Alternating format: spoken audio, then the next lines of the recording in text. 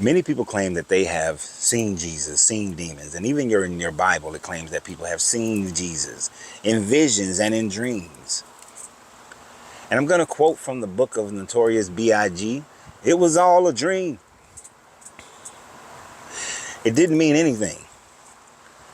It meant that people are easily to have dreams concerning people who have made great impacts in their lives. I had a dream about my grandfather the night after he passed away. He sat on the edge of my bed and told me that it would be up to me to bring the family back together because the family will fracture at some point in time. And about 3-4 years after my grandmother had passed away, that was the gospel truth. The family was fracturing.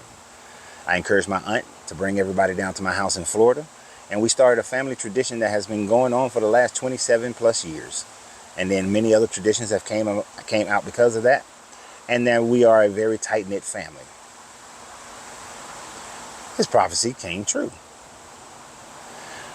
Was it my grandfather visiting me? Well, according to the way Christians will account for their Jesus, then my grandfather is just like Jesus.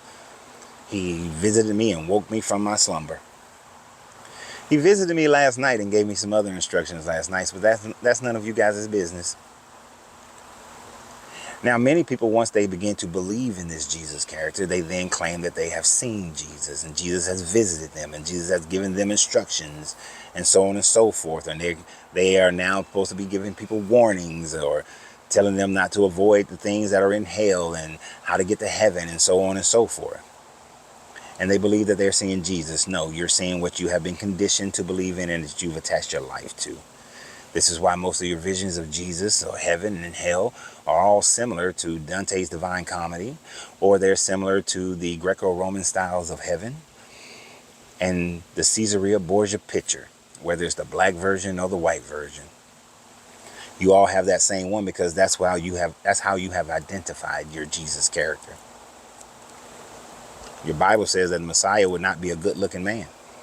It said that he would have feet burnt like coal, burnt like brass, curly, woolly hair.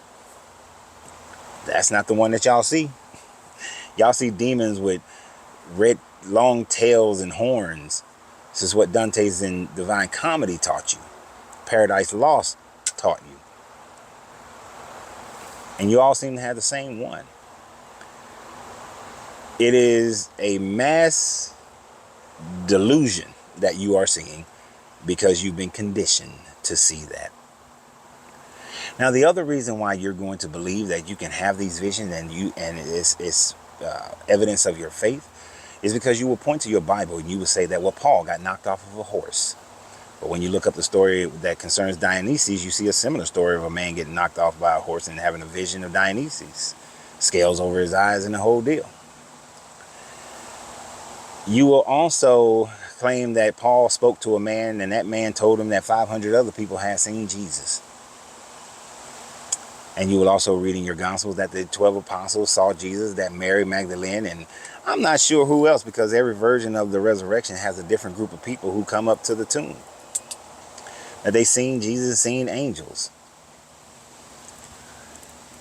Those are just made up stories.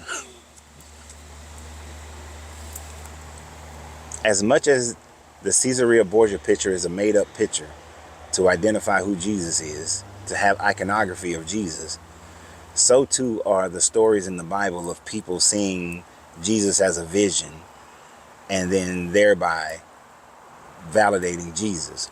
Now, the question would be, why would this be written in that people are seeing visions? Because in that Greco-Roman time, if a person has died, and mind you, they have to be dead for at least 3 days.